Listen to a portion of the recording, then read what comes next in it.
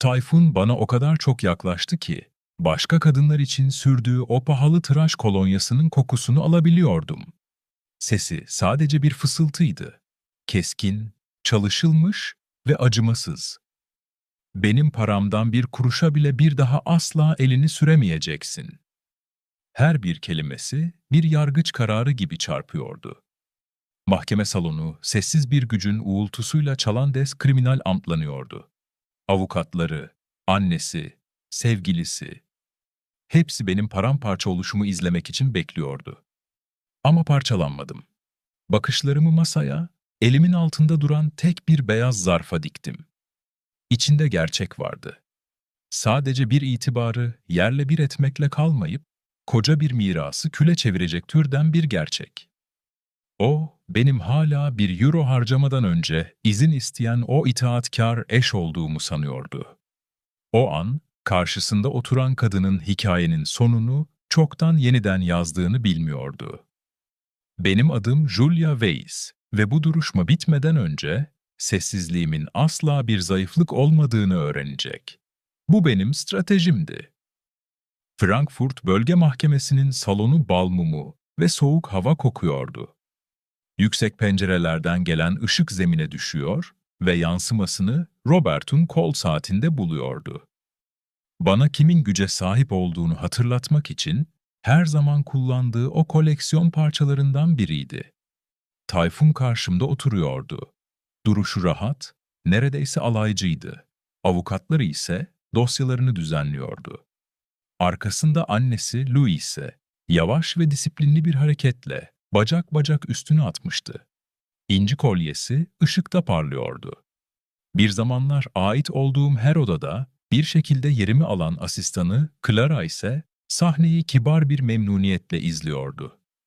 Birlikte asla talep etmediğim bir jüri gibi görünüyorlardı. Gözümü bile kırpmadım. Ellerim sanki her şey yolundaymış gibi davrandığım o yıllar boyunca olduğu gibi kucağımda kenetli duruyordu. Ama bu sefer ne bir titreme ne de bir korku vardı. Çantamdaki zarf ağırdı. Ağırlığı kalp atışlarımdan daha sabitti. Yıllarca inandım. Hayatımın çoğu kadının özendiği türden bir hayat olduğuna. Main Nehri kıyısında zarif bir villa, her şeyi karşılayan bir adam ve dışarıdan kusursuz görünen bir güvenlik. Bir zamanlar Goethe Üniversitesi'nde pazarlama dersleri verirdim. Öğrencilerimi severdim ve kendi seslerini bulmalarına yardım etmeye inanırdım. Robert, bana artık buna ihtiyacım olmadığını söylediği güne kadar bu tutkumu büyüleyici bulurdu. Dinlenmemi istediğini, bunu hak ettiğimi söyledi. Bir süre ona inandım ama bu dinlenme hali yavaş yavaş bir esarete dönüştü. Maaşım ortak hesabımızda kayboldu. Kredi kartı limitlerim düştü ve yaptığım her alışveriş bir soruyla geldi. Buna gerçekten ihtiyacın var mı? Annesi Louise, kontrolünü bilgelik gibi gösterme konusunda ustaydı.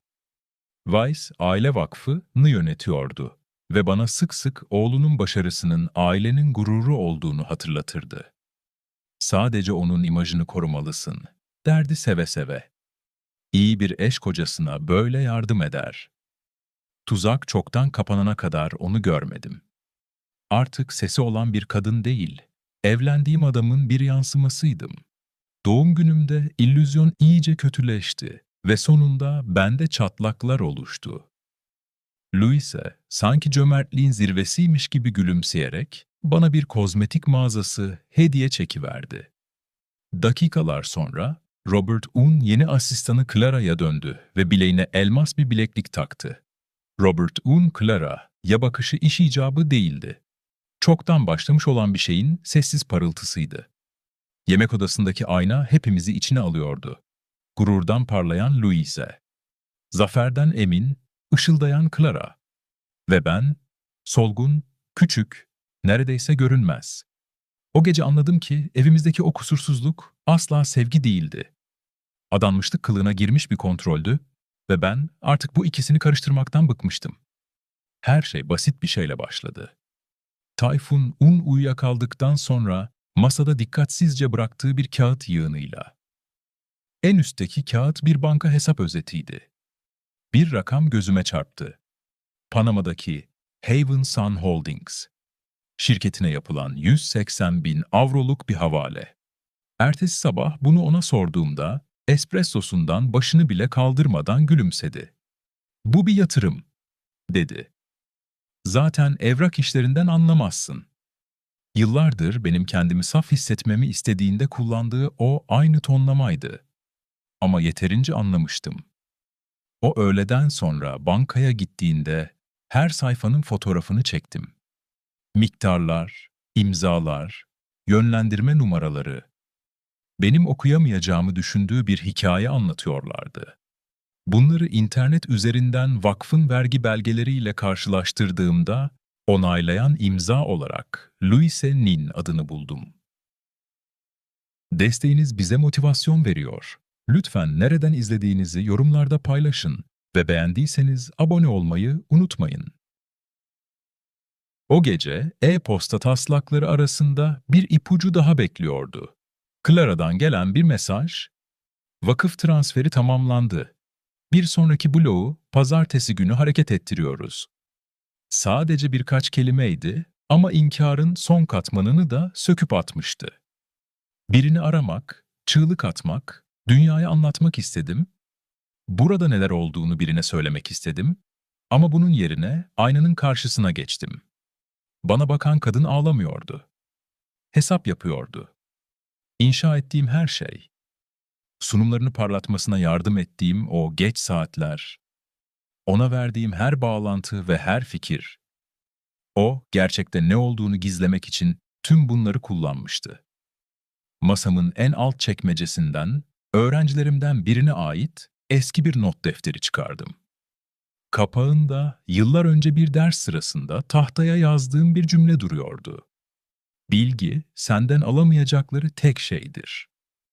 Parmaklarımı solmuş mürekkebin üzerinde gezdirdim ve yıllar sonra ilk kez buna yeniden inandım. Dizüstü bilgisayarı kapattığımda ev sessizdi. Frankfurt Vakfı'nın parıltısı zihnime geri çarptı. Şehrin ışıkları Main Nehri üzerinden süzülüp pencereden içeri soğuk ve istikrarlı bir şekilde sızıyordu. Gerçek artık onun ellerinde değildi, benim ellerimdeydi. Tayfun gün doğmadan evden çıktı. Bankada erken bir toplantısı olduğunu iddia etti. Yalanı anlamak kolaydı.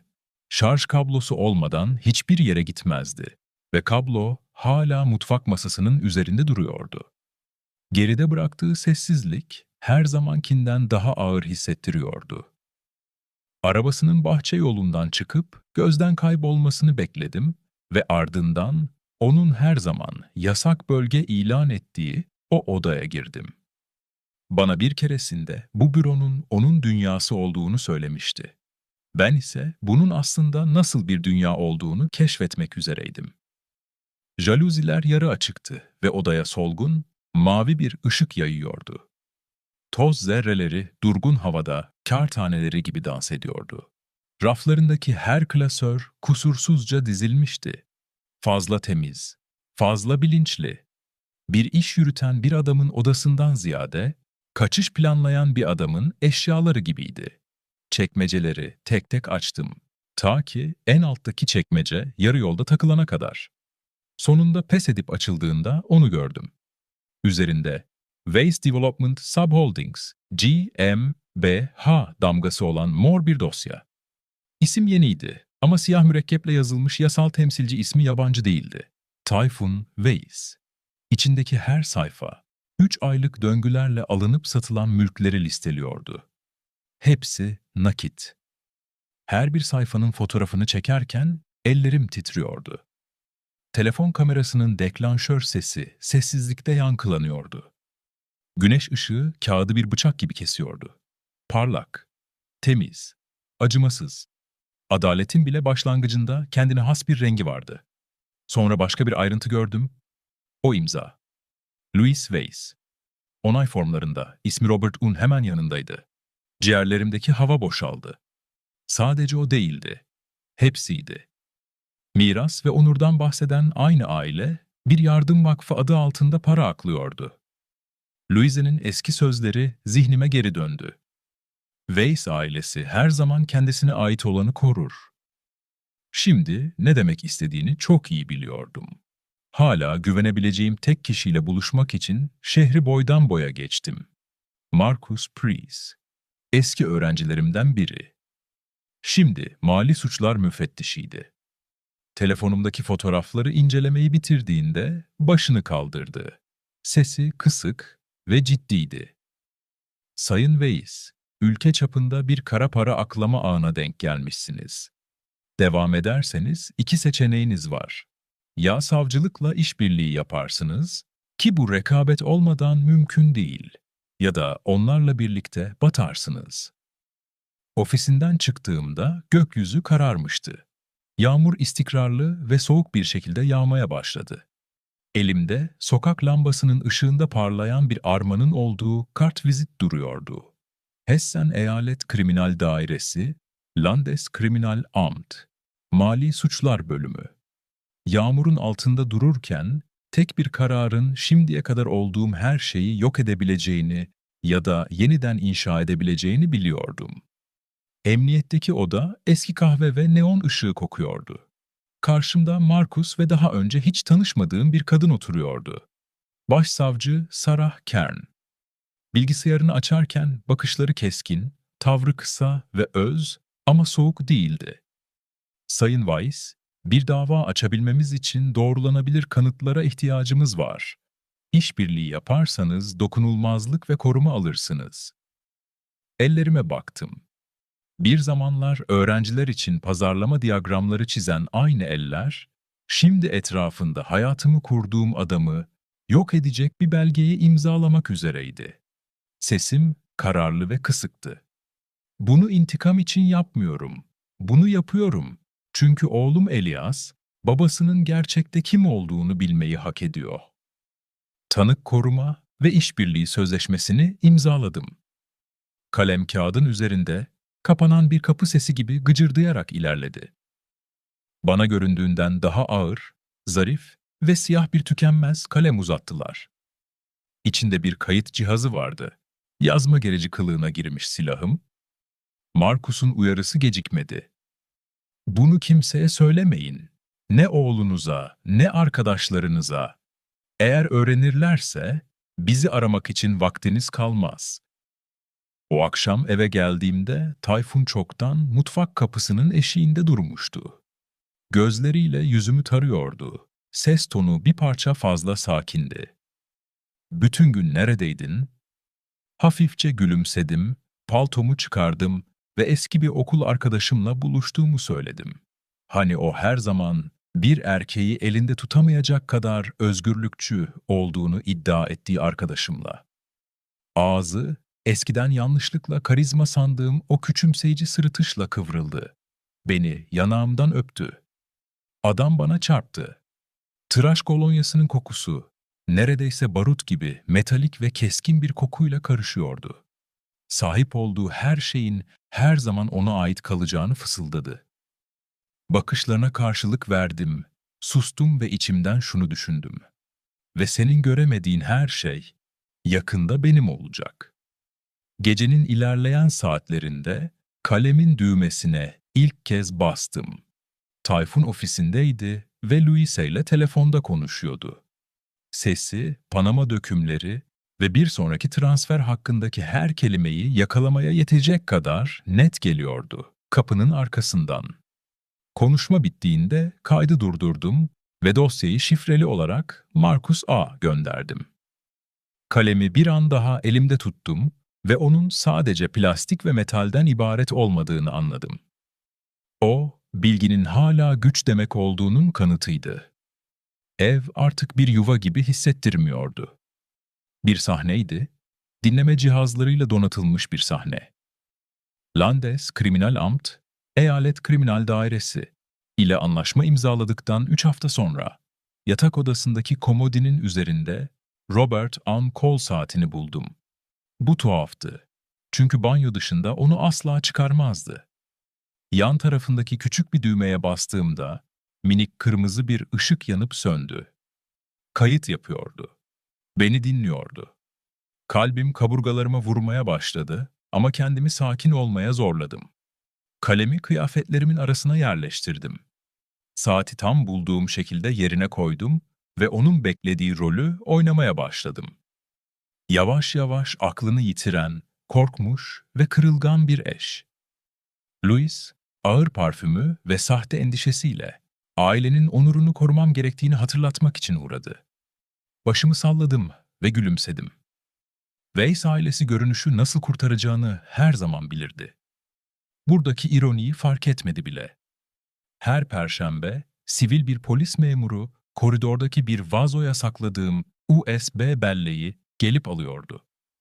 Korku ve kontrolün yarattığı bir sis bulutunun içinde yaşıyordum. Her adımım hesaplıydı. O hafta sonu Tayfun bir akşam yemeği verdi. Şarabı öyle yapay bir sıcaklıkla dolduruyordu ki insanı üşütüyordu. Oğlumuz Elias masadan ayrıldığında Tayfun bana doğru eğildi ve tısladı. Bu oyunu daha ne kadar oynayabileceğini görmek istiyorum.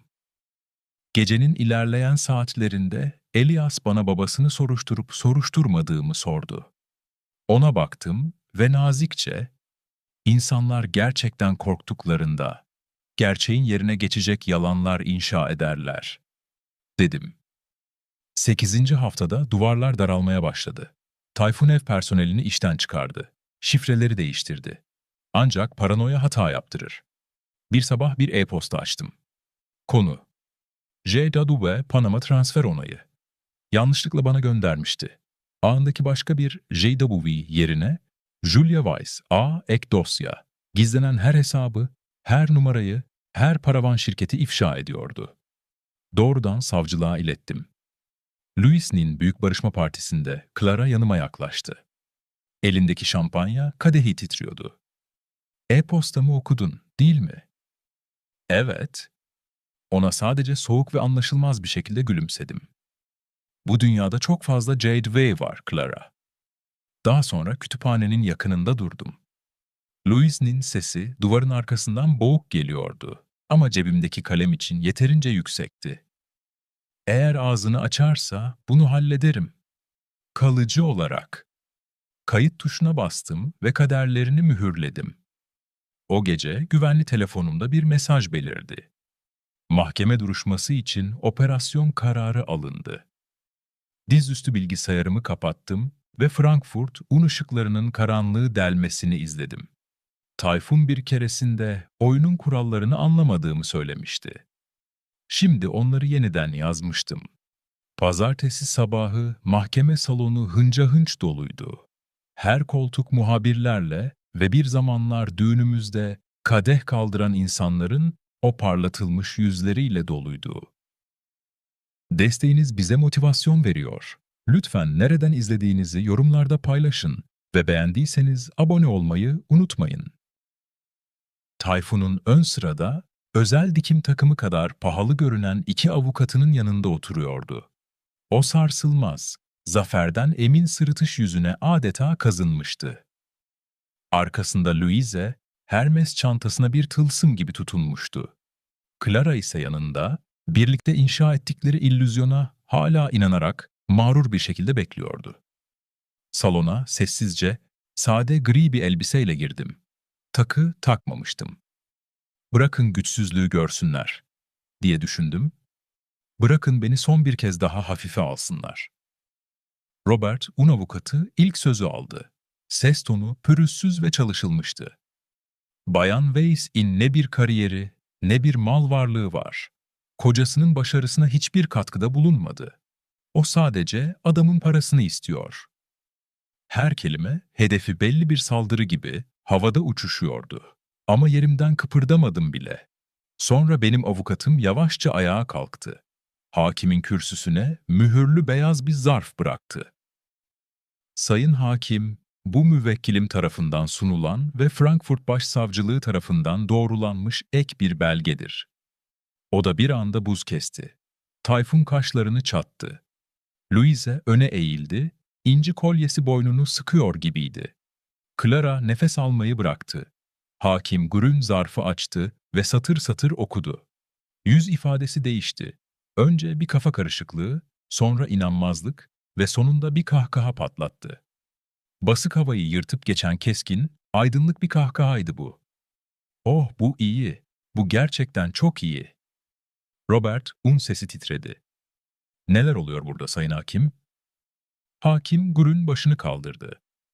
"Bay Weiss, savcılık raporlarına göre eşiniz 2 aydır Landeskriminalamt ile tacı giymiş tanık olarak işbirliği yapıyor. Tüm paravan şirketleriniz, vakıf transferleriniz, hepsi şu an federal bir soruşturmanın parçası. Çift kanatlı kapılar ardına kadar açıldı. Sivil giyimli memurlar, ellerinde tutuklama emirleriyle salona girdi. Clara kekeleyerek bilgisizlikten bahsetmeye çalıştı. Ama hakimin sesi buz gibiydi. "Sahte belgeleri imzalamak sizi suç ortağı yapar, Bayan Donovan." Louis, oğlunun suçsuz olduğunu haykırdı. Ama hakim sözünü kesti. "Sizin imzanız da Panama belgelerinde mevcut." Tayfun üzerime doğru atıldı, tüm soğukkanlılığı yok olmuştu. "Ne yaptığının farkında değilsin. Seni yok edecekler." Gözlerine sakin ve emin bir şekilde baktım. "Ne yaptığımı çok iyi biliyorum. Senden çaldığın hayatımı geri alıyorum."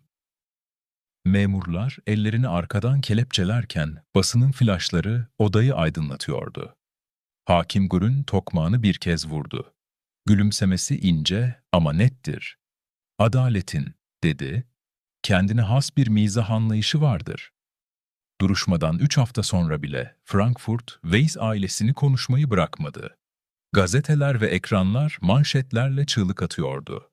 Emlak devine kara para aklama tutuklaması. Weiss Aile Vakfı'nda yolsuzluk şüphesi. Bir zamanlar onlara hayran olan şehir, artık isimlerine zehir muamelesi yapıyordu. Tüm bunları Maine kıyısındaki evin sessizliğinde izledim. Bu huzur tuhaf, neredeyse ağırdı. Yıllarca gürültü, kavga, emirler ve korkunun uğultusuyla yaşamıştım. Şimdi ise sadece sessizlik vardı. Telefon çaldı. Marcus Priest'in sesi net ve profesyoneldi ama her zamankinden daha yumuşaktı. "Tüm yasa dışı varlıklara el koydular Julia. Yasal olan birikimler senin kontrolünde kalıyor. Kara para aklama başlamadan önce sana ait olanları koruyorsun." Bu adaletti. Sayılarla ve imzalarla yazılmış. Soğuk, kesin ve adil. Dalgalar yükselmeye devam etti. Louise, tüm sosyal kimliğini üzerine kurduğu vakıftaki görevinden alındı. Clara, anlamadığını iddia ettiği yolsuzluğa yardım ve yataktan 10 yıl hapisle karşı karşıyaydı. Ya Robert? O, tutuklu yargılanmak üzere cezaevindeydi. İmparatorluğu bir dosya numarasından ibaret kalmıştı. O öğleden sonra Elias yanıma geldi. Yüzünde inandığı her şeyi unutmaya zorlanmış birinin ağırlığı vardı. "Babamın haklı olduğunu sanmıştım," dedi kısık sesle. "Senin sadece para peşinde olduğunu düşünmüştüm. Ama şimdi ne düşüneceğimi bilmiyorum." "Sorun değil," dedim ona. "Babam bir hikaye anlatıcısıydı. Ama gerçeğin izleyiciye ihtiyacı yoktur. O, kendi başına ayakta durur." Duraksadı ve sonra Robert, onu bir keresinde uyardığını itiraf etti.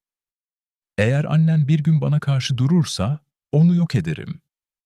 Hafifçe gülümsedim. Bir konuda haklıydı. Kaybedecek hiçbir şeyim kalmamıştı. Bu yüzden kazandım. Televizyonu kapattım. Son görüntü karanlıkta kaybolurken pencerede nehrin yumuşak yansıması kaldı. Düğün fotoğrafı gitmiş, yerine Elias ve benim aynı kıyıda, daha aydınlık bir gökyüzünün altında durduğumuz bir fotoğraf gelmişti. 2 gün sonra savcılıktan bir mektup geldi. "İşbirliğiniz, bölgesel emlak sektörünün çökmesini engelledi." Kendimi sadece hayatta kalmış biri gibi hissetmiyordum. Hikayenin sonu nihayet yeniden yazılmış gibi hissediyordum. Güneş, Main Nehri'nin üzerinde batarken suyu yumuşak bir altın rengine boyuyordu. Terasta, beyaz keten bluzumla, mektup hala elimde duruyordum. "Adaletin değirmeni yavaş döner," derler. Belki doğrudur. Ama sonunda hedefinize ulaştığınızda çığlık atmanıza gerek kalmaz. O sabah yeni bir isimle yeni bir hesap açmıştım. Vice Consulting. Elimde kalan para, temiz ve yasal olarak bana ait olan para, daha iyi bir şeye fon sağlayacaktı. Bir zamanlar benim olduğum gibi kapana kısılmış kadınlar için bir merkez. Onlara kendi finanslarını kontrol etmeyi, kendi özgürlüklerini kazanmayı öğretecektim. Elias halkla ilişkileri yürütecekti. Yanımdaki sessiz varlığı, iyileşmenin mümkün olduğunun kanıtıydı. O akşam gelen kutuma anonim bir e-posta düştü. Belki kazandın ama kendine düşmanlar edindin. Gülümsedim ve sil tuşuna bastım. Düşmanlar bana yaşadığımı hatırlatır. Işık suların üzerinde süzülürken öfke ya da zafer sarhoşluğu hissetmiyordum. Sadece huzur. Bir keresinde bana bir daha asla onun parasına dokunamayacağımı söylemişti. Haklıydı. Dokunmadım. Kendi paramı yarattım. Rüzgar saçlarımın arasından geçti ve hayatın kamerası geri çekilirken nehir kenarında duran bir kadının silüeti kaldı geriye. Nihayet, özgür.